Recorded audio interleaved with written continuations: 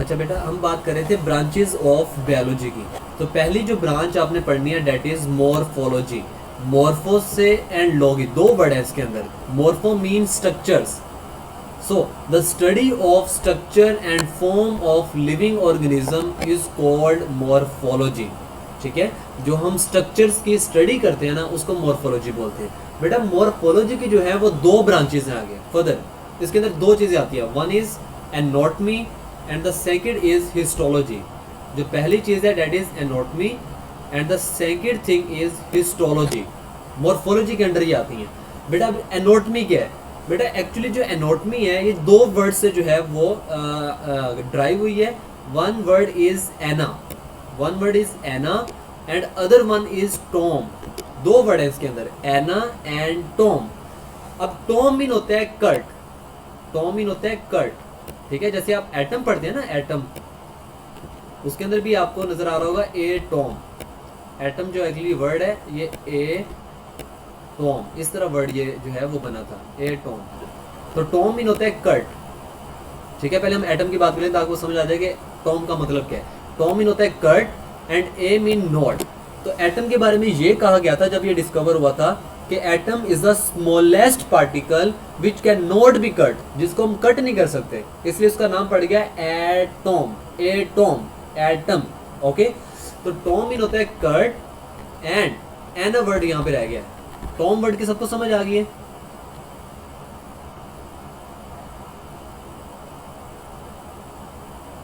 बेटा Tom means cut, cut करना। ठीक है, टॉम का मतलब होता है कट करना। अब ये वर्ड देखें, जैसे एटम में है, टॉम मीन होता है कट एंड ए मीन होता है नॉट। तो एटम एक ऐसा स्ट्रक्चर है जिसको आप कट नहीं कर सकते, इसलिए इसको हम एटम कहते हैं। ठीक है, एटॉम। तो यहाँ पे जो एनाटॉमी के अंदर टॉम वर्ड है इसका मतलब भी कट है। अब जो हमारे पास एना है, एना मीन सेपरेशन, एना मीन सेपरेशन, अलग करना। ठीक है, तो एना मीन सेपरेशन। तो मतलब एनाटॉमी जो है इसके दो मतलब बनते हैं इसके वर्ड से, सेपरेशन एंड कट, ऐसे ना। अब इसमें करते क्या है बेटा, एक्चुअली एनाटॉमी जो होती है it is the study of internal structures of the body. Body के जो इंटरनल स्ट्रक्चर्स हैं उनकी स्टडी को हम एनाटॉमी बोलते हैं। अब फॉर एग्जांपल अगर आपने हार्ट को स्टडी करना है तो बेटा सबसे पहले आपको बॉडी को कट करना पड़ेगा ताकि आप दिल तक पहुंचे। आप देखते हैं सामने मसल्स हैं, रिब्स हैं, उनको कट करना पड़ेगा।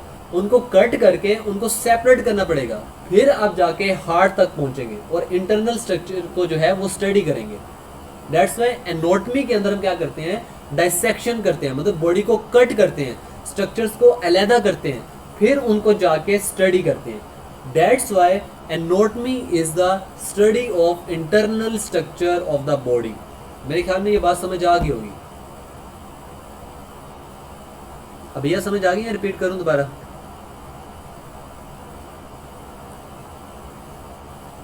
ओके ओके, गुड जी। सलमान साहब आपको भी समझ आ गई है?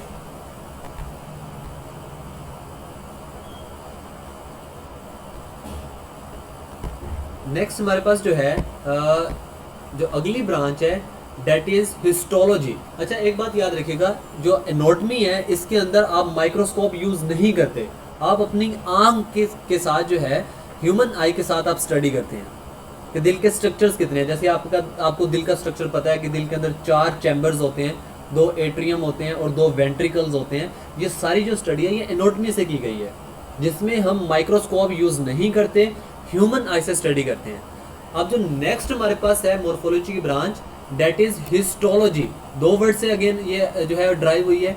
One word is histo and other one is Loggy. Logy mean study and histo mean tissues, and histo mean tissues. So the study of tissues is called histology. अब बेटा आपको पता है टिश्यूज क्या होते हैं? टिश्यूज एक्चुअली जो sales होते हैं, सिमिलर सेल्स, सेल्स आपस में मिलते जाते हैं। ठीक है, और जो सेल के मिलने से स्ट्रक्चर बनता है उसको हम टिश्यू बोलते हैं, सिमिलर सेल से। सिमिलर सेल्स जब आपस में अटैच होते हैं तो फिर टिश्यू बनता है, ऐसे ही है। अब आपने अगर टिश्यूज को स्टडी करना है, सेल को स्टडी करना है, तो आपको अपनी आंख से सेल नजर नहीं आएंगे, so you have to use microscope. तो हिस्टोलॉजी जो है ये आपकी माइक्रोस्कोपिक स्टडी है टिश्यू की, लेकिन जो एनाटॉमी है इसके अंदर आपने जो है वो माइक्रोस्कोप यूज नहीं करनी। ठीक है, ये दो थोड़ा सा डिफरेंस है, आपने इसको याद रखना है। एनाटॉमी के अंदर जो है वो आप माइक्रोस्कोप यूज नहीं करेंगे, ह्यूमन आई के साथ स्टडी करेंगे, और जो हिस्टोलॉजी है इसके अंदर आप माइक्रोस्कोप यूज करेंगे। जो नेक्स्ट हमारे पास ब्रांच है दैट इज माइक्रोबायोलॉजी। ठीक है, माइक्रोबायोलॉजी या फिर हम इसको बोलते हैं बायोकेमिस्ट्री। एक्चुअली ये दो जो है हमारे पास साइंस का जो है ये कलेक्शन है। इसमें बायो में हम क्या पढ़ेंगे, केमिस्ट्री पढ़ेंगे, मतलब बायो और केमिस्ट्री मिला के पढ़ेंगे। अब केमिस्ट्री में आप क्या पढ़ते हैं बेटा, केमिस्ट्री में आप पढ़ते हैं रिएक्शंस वगैरह, आप केमिकल्स पढ़ते हैं, आप मॉलिक्यूल्स वगैरह पढ़ते हैं, आप एटम को पढ़ते हैं, ऐसे ही है। तो बेटा अगर आप लिविंग ऑर्गेनिज्म की बॉडी को देखें तो उसके अंदर भी बहुत सारे मॉलिक्यूल्स पाए जाते हैं, जैसा कि वाटर। तो देखिए वाटर, हमारी बॉडी का 70% जो पार्ट है वो वाटर से बना हुआ है। तो वाटर जो है ये हम केमिस्ट्री में पढ़ते हैं। ठीक है, सेम इस तरह प्रोटीन्स, ये भी मॉलिक्यूल्स हैं, कार्बोहाइड्रेट्स, लिपिड्स, न्यूक्लिक एसिड्स, जिसके अंदर डीएनए और आरएनए आते हैं। तो बेटा ये जो हमारे पास माइक्रोबायोलॉजी है, मॉलिक्यूलर बायोलॉजी सॉरी, या बायोकेमिस्ट्री है, it is a study of chemicals या मॉलिक्यूल्स, ऐसे मॉलिक्यूल्स जो लिविंग ऑर्गेनिज्म के अंदर पाए जाते हैं।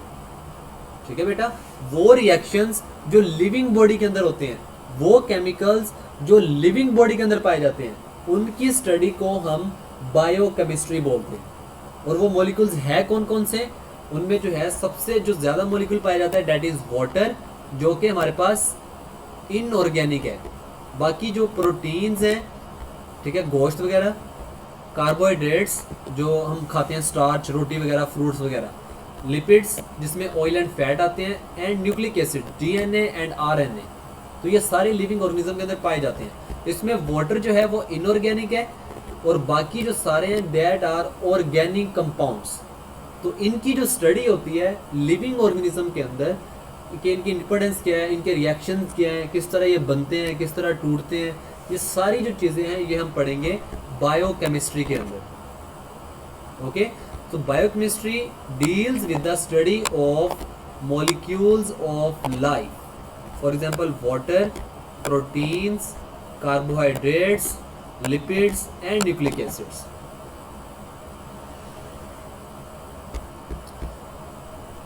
ओके, अब हम इनके जो है वो थोड़ी पिक्चर्स की तरफ जाते हैं। तो बेटा इसमें देखें मॉर्फोलॉजी, तो मॉर्फोलॉजी क्या थी, स्टडी ऑफ स्ट्रक्चर्स था, study of structures and forms of living organism is called morphology. तो ये मॉर्फोलॉजी थी। उसके बाद इसकी दो ब्रांचेस थी, एक एनाटॉमी थी और दूसरी हमारे पास हिस्टोलॉजी थी। अगर हम एनाटॉमी की बात करें तो इसमें देखें बेटा, ये जो बॉडी है, दिल अंदर पड़ा हुआ है, इसको कट किया है, दिल को उसने बाहर निकाल लिया। ये देखें, ये दिल को बाहर निकाला हुआ है। तो ये बॉडी के अंदर था, रिब्स को कट किया और दिल को बाहर निकाल लिया। ये देखें, ये आपको दिल नजर आ रहा है। ठीक है, अब जब आप इसकी स्टडी करेंगे किसके अंदर, ये देखें जो अपर चैम्बर्स हैं, दो ये चैम्बर्स हैं, ठीक है, एट्रियम इनको बोलते हैं। ये दो नीचे चैम्बर्स पड़े हुए हैं जिनको वेंट्रिकल्स बोलते हैं। और ये देखें पल्मोनरी ट्रंक कैसे निकल रही है, आयोटा किस तरह यहाँ से अराइज कर रहा है। ये जो सारा स्ट्रक्चर है दिल का, इसको जो स्टडी करना है दैट इज एनाटॉमी। ठीक है, अभी आपको पार्ट याद करने की जरूरत नहीं है, मैं सिर्फ आपको समझा रहा हूँ कि जो इंटरनल स्ट्रक्चर्स की स्टडी होती है उसको हम एनाटॉमी बोलते हैं। जैसे फॉर एग्जांपल हम लीवर को बाहर निकाल रहे हैं, इसको स्टडी कर लें, लंग्स को बाहर निकाल लें, ये हमारे पास जो लार्ज इंटेस्टाइन है इसको निकाल लें, स्मॉल इंटेस्टाइन को निकाल लें, ये जो अंदर पड़ा हुआ है सारा स्मॉल इंटेस्टाइन। तो इनकी जो स्टडी है इसको हम एनाटॉमी बोलेंगे। लेकिन अगर मैं दिल का थोड़ा सा पोर्शन काट लूँ, यहाँ से कट करके उसको मैं माइक्रोस्कोप के अंडर अगर देखूंगा तो मुझे दिल के सेल नजर आएंगे। जैसे ये देखें, ये पिक्चर में आपको दिल के सेल नजर आ रहे हैं कि वो किस तरह एक दूसरे से अटैच है। ये देखें, ये एक सिंगल सेल पड़ा हुआ है, ये ठीक है, ये सारे सेल्स पड़े हुए हैं दिल के। तो ये हिस्टोलॉजी हो जाएगी, क्योंकि हमने इसमें माइक्रोस्कोप यूज कर लिया है और हमें जो है दिल का टिश्यू नजर आना शुरू हो गया, सेल्स नजर आना शुरू हो गए। तो डेट इज कॉल्ड हिस्टोलॉजी। तो ये जो पिक्चर है ये हिस्टोलॉजी की है, ये वाली, ये हिस्टोलॉजी की पिक्चर है, which is a study of tissue, microscopic study of tissue.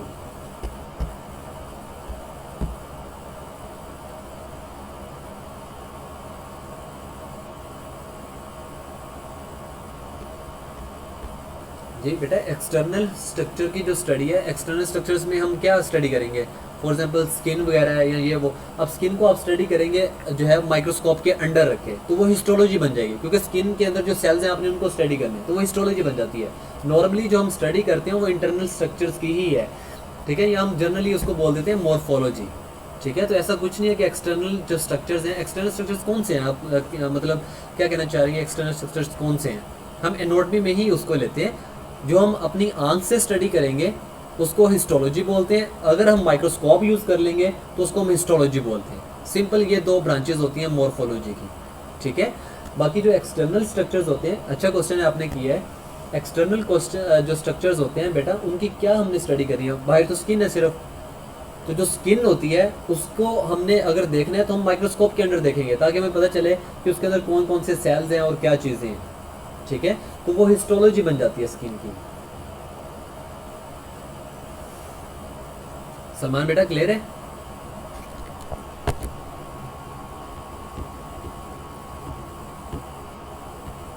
Okay good.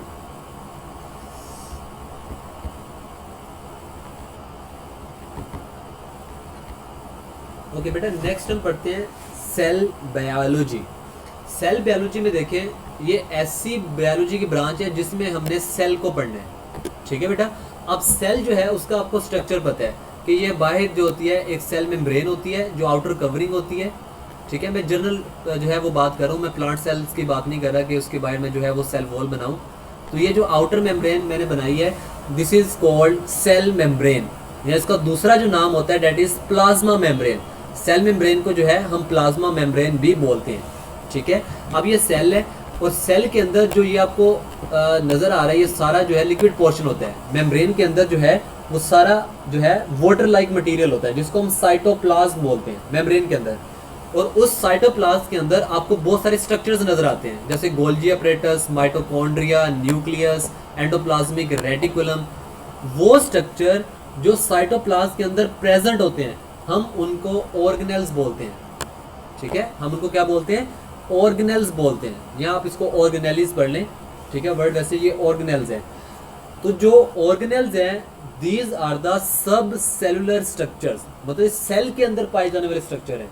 तो वो स्ट्रक्चर जो सेल के अंदर होता है उसको ऑर्गेनेल्स बोलते हैं। और ऑर्गेनेल्स की एग्जांपल मैं जैसे आपको बता रहा हूँ डेट इज माइटोकॉन्ड्रिया, न्यूक्लियस, ठीक है, ये सारी चीज़ें। सेल मेम्ब्रेन जो है ये सेल ऑर्गेनेल्स के अंदर नहीं आती, बात याद रखिएगा। Cell membrane is not a part of cell organelles. Organelles जो होती हैं वो सेल के अंदर पाई जाती हैं, मेम्ब्रेन के अंदर पाई जाती हैं। तो जो सेल बायोलॉजी है इसके अंदर हम स्टडी क्या करते हैं? It is a study of structures and functions of cells. Cell का स्ट्रक्चर पढ़ना है, ठीक है, और उसका फंक्शन पढ़ना है कि सेल्स फंक्शन किस तरह करता है। एंड सेल ऑर्गेनेल्स, और सेल के अंदर जो ऑर्गेनेल्स प्रेजेंट हैं हमने उनको भी पढ़ना है, ठीक है। अब सेल ऑर्गेनेल्स को और सेल को आप चैप्टर नंबर 4 के अंदर जाके पढ़ेंगे, मतलब सेल बायोलॉजी हमने चैप्टर नंबर 4 के अंदर पढ़नी है, ठीक है। इसको तफसील से पढ़ेंगे, उसमें हम सेल का स्ट्रक्चर पढ़ेंगे, उसके बाद सेल ऑर्गेनेल्स के बारे में बहुत अच्छे से पढ़ेंगे। इस ब्रांच के अंदर जो एक्स्ट्रा चीज़ हम एक पढ़ते हैं डेट इज सेल डिवीजन। आप सेल डिवीजन के बारे में भी पढ़ते हैं इस ब्रांच के अंदर, ठीक है। अब सेल डिवीजन क्या होती है बेटा? एक्चुअली जब हमारी ग्रोथ होती है, ठीक है, हमारी ग्रोथ जब होती है हम छोटे से होते हैं और उसके बाद ऐसा ऐसा बड़ा होने शुरू होते हैं, हमारी हाइट बढ़ती है। तो हमारी हाइट क्यों बढ़ती है? क्योंकि हमारी बॉडी के जो सेल्स हैं, जो बोन के सेल्स हैं वो इंक्रीज हो रहे हैं, वो मल्टीप्लाई हो रहे हैं, ठीक है। अगर हमारी बॉडी के अंदर 100 सेल्स हैं तो वो डिवाइड होकर 200 सेल्स बन जाएंगे, ठीक है। तो जो सेल नंबर में इंक्रीज होते हैं वो बाय सेल डिवीजन होते हैं। जैसे एक सेल पड़ा हुआ है ये डिवाइड हो जाएगा और एक सेल से 2 सेल बन जाएंगे, तो this is called cell division. तो जो सेल डिवीजन है इसको हम सेल बायोलॉजी के अंदर पढ़ते हैं, ओके बेटा। अब जो सेल डिवीजन है ये आपके चैप्टर नंबर 5 के अंदर हम जाके तफसील से पढ़ेंगे कि सेल किस तरह मल्टीप्लाई होते हैं, किस तरह डिवाइड होते हैं, ठीक है बेटा। एक्चुअली जो एक सेल से 2 सेल बनते हैं वो डिवाइड होके बनते हैं, जैसे फॉर एग्जांपल आपके पास एक पेंसिल है और आप उसे दरमियान से तोड़ देते हैं, आप उसे डिवाइड कर देते हैं, तो एक पेंसिल से दो पेंसिल बन जाएंगी। सेम इस तरह सेल जो होता है ये डिवाइड होकर दो सेल बनाता है, एक सेल से दो सेल डिवीजन से बनते हैं, इसलिए हम इसको बोलते हैं सेल डिवीजन, जिससे सेल के नंबर इंक्रीज होते हैं। सो सेल डिवीजन जो है ये भी हम सेल बायोलॉजी के अंदर कवर करेंगे, ठीक है। अगर मैं इसको थोड़ा समराइज करूं, सेल बायोलॉजी के अंदर हमने तीन चीजें पढ़नी है, ठीक है। One is structure and function of cells, ठीक है, सेल का स्ट्रक्चर और फंक्शन पढ़ना है। Second is cell organelles, cell के अंदर जो ऑर्गेनेल्स पढ़ी हैं, माइटोकॉन्ड्रिया, राइबोसोम, न्यूक्लियस, हमने इनको स्टडी करना है। और तीसरी चीज जो स्टडी करनी है दैट इज सेल डिवीजन, कि सेल डिवाइड किस तरह करता है, हमने वो स्टडी करना है सेल बायोलॉजी के अंदर। ये क्लियर है? कोई क्वेश्चन है तो आप पूछ सकते हैं यहाँ तक, सेल डिवीजन तक।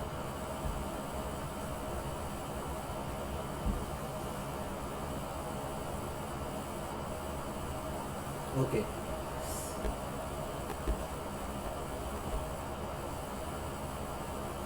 Very good. आप तो बहुत अच्छे बच्चे हैं कि सब कुछ समझ आता जा रहा है। नेक्स्ट हमारे पास जो होता है, नेक्स्ट ब्रांच हम पढ़ लेते हैं, एक और, बस एक और पढ़ लेते हैं, उसके बाद फिर हम अपना लेक्चर खत्म करते हैं। The branch is physiology. Physiology जो है वर्ड है physio and logy. Logy mean study and physio mean function. Physio mean function. So body के जो फंक्शन है, मतलब हमारी बॉडी के अंदर बहुत सारे पार्ट्स हैं, ठीक है, जैसे दिल है, हार्ट, हमारे पास लंग्स हैं, लीवर है, स्टमक है। तो हमारी बॉडी के जो पार्ट्स हैं वो किस तरह वर्क करते हैं, हमने उसका स्ट्रक्चर तो पढ़ लिए थे ना मॉर्फोलॉजी के अंदर, उनका स्ट्रक्चर पढ़ लिया था मॉर्फोलॉजी के अंदर। अब वो वर्क किस तरह करते हैं, काम किस तरह करते हैं, फंक्शन किस तरह करते हैं, वो हम पढ़ेंगे फिजियोलॉजी के अंदर। जैसे फॉर एग्जांपल ये मैंने एक पिक्चर ऐड किया है, देखिए बंदा भाग रहा है, तो ये किस तरह जो है वो जॉगिंग करता है, किस तरह भागता है, इसकी जो हार्ट बीट है वो किस तरह काम करती है, इसका ब्रेन किस तरह वर्क करता है। तो पूरी बॉडी के जो ऑर्गन्स हैं, पार्ट्स हैं, वो किस तरह काम करते हैं, किस तरह फंक्शंस करते हैं, इसकी स्टडी को हम बोलते हैं फिजियोलॉजी, ठीक है। जैसे फॉर एग्जांपल आप खाना खाते हैं तो आपके स्टमक में जाता है, तो वो किस तरह डाइजेस्ट होगा, दिस इज द फिजियोलॉजी। अगर ये आप स्टडी करें कि दिल जो है आपका है वो किस तरह ब्लड को पंप करता है, तो ये भी फिजियोलॉजी है। आप सांस किस तरह लेते हैं, ये भी फिजियोलॉजी है। तो फिजियोलॉजी जो है इसके अंदर आप बॉडी के फंक्शंस पढ़ते हैं। So this branch deals with the study of functions of different parts of living organisms. जो लिविंग ऑर्गेनिज्म है उसके डिफरेंट पार्ट्स के जो फंक्शंस हैं उसको हम बोलते हैं फिजियोलॉजी, ठीक है। तो this is all about today's lecture, जिसमें जो है हम साइंस की डेफिनेशन पहले पढ़ चुके हैं, ठीक है। ये यहाँ पे चैप्टर नंबर 1 है, जिसमें हमने साइंस की डेफिनेशन पढ़ी, हमने बायोलॉजी की डेफिनेशन पढ़ी, देन हमने जो है डिवीजन पढ़ी बायोलॉजी की, जिसके अंदर 3 डिविजन्स आती हैं, zoology which is the study of animals, botany which is the study of plants, and microbiology which is the study of microorganisms, ठीक है। नेक्स्ट फिर हमने ब्रांचेस पढ़ी साइंस की, ठीक है। तो जो ब्रांच हमने पढ़ी है सबसे पहले मॉर्फोलॉजी थी, विच is a study of structures of living organism. इसमें हम स्ट्रक्चर्स पढ़ते हैं। मैंने आपको बताया इसकी 2 ब्रांचेस हैं, one is anatomy and second one is histology. Anatomy is the study of internal structure of the body with human आई। ये वर्ड आप अपनी बुक में लिख लें इसको साथ, कि एनाटॉमी जो है ये आपकी ऐसी स्टडी है इंटरनल स्ट्रक्चर्स की जो आप अपनी आंख से करते हैं, इसके अंदर आप माइक्रोस्कोप यूज नहीं करते। लेकिन जो हिस्टोलॉजी है it is a microscopic study of tissues, इसके अंदर आप जो है वो माइक्रोस्कोप यूज करते हैं। वेरी गुड, साथ साथ लिखते जाया करें और ये वर्ड भी लिखते जाएं। जैसे मैंने आपको बताया एना का मतलब सेपरेशन है एंड टॉम मीन्स कट, तो आप ये भी जरूर याद करें क्योंकि ये वर्ड्स बार बार रिपीट होते हैं।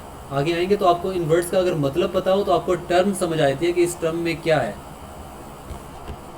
नेक्स्ट फिर हमने पढ़ी थी बायोकेमिस्ट्री। बायोकेमिस्ट्री जो है इसके अंदर हम वो केमिकल्स, वो मॉलिक्यूल्स पढ़ते हैं जो लिविंग ऑर्गेनिज्म की बॉडी को बनाते हैं, ठीक है। उसमें मैं आपको बताया था दो तरह के मॉलिक्यूल्स हो सकते हैं, ऑर्गेनिक हो सकते हैं एंड इनऑर्गेनिक हो सकते हैं। इनऑर्गेनिक में जो है वाटर एग्जांपल है, और बाकी जो प्रोटीन्स हैं, कार्बोहाइड्रेट्स हैं, लिपिड्स हैं एंड न्यूक्लिक एसिड्स हैं, they are the organic compounds. तो इनकी जो स्टडी होती है वो बायोकेमिस्ट्री के अंडर आती है।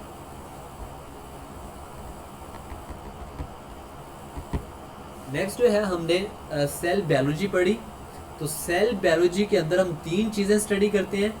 One is structure and function of cells, cell का स्ट्रक्चर और उसका फंक्शन क्या है, ठीक है, ये हम स्टडी करेंगे। फिर हम सेल के अंदर चले जाएंगे और सेल के अंदर जाके सेल ऑर्गेनेल्स को स्टडी करेंगे, ठीक है। तो दूसरी चीज कौन सी होगी, सेल ऑर्गेनेल्स को स्टडी करना। और तीसरी चीज ये है कि सेल नंबर में इंक्रीज किस तरह होते हैं, ठीक है। वो हमें पता चल गया कि सेल जो नंबर में इंक्रीज होते हैं it is by cell division. तो सेल डिवीजन जो है वो भी हम सेल बायोलॉजी के अंदर कवर करते हैं। तो तीन चीजें होगी, structure and function of cell, organelles and cell division. ये तीन बातें जो है वो हम सेल बायोलॉजी के अंदर कवर करते हैं। लास्ट में जो हमने ब्रांच पढ़ी that is physiology. Physio mean function and logy mean studies. तो जो डिफरेंट पार्ट्स होते हैं लिविंग ऑर्गेनिज्म के, वो किस तरह फंक्शन करते हैं, हम उसको फिजियोलॉजी बोलते हैं, ठीक है। जैसे मैंने आपको बताया कि आपका हार्ट किस तरह ब्लड को पंप करता है, अगर आप ये स्टडी करेंगे तो it is a physiology of heart. Lungs किस तरह काम करते हैं, it is a study of physiology of lungs. आपका स्टमक किस तरह काम करता है, आपका लीवर किस तरह काम करता है, ये जो सारी चीज़ें हैं ये फिजियोलॉजी के अंदर आती हैं। और अगर सेम चीज़ों के हम स्ट्रक्चर्स पढ़ते हैं तो वो एनाटॉमी होगी। तो this is all about today's lecture.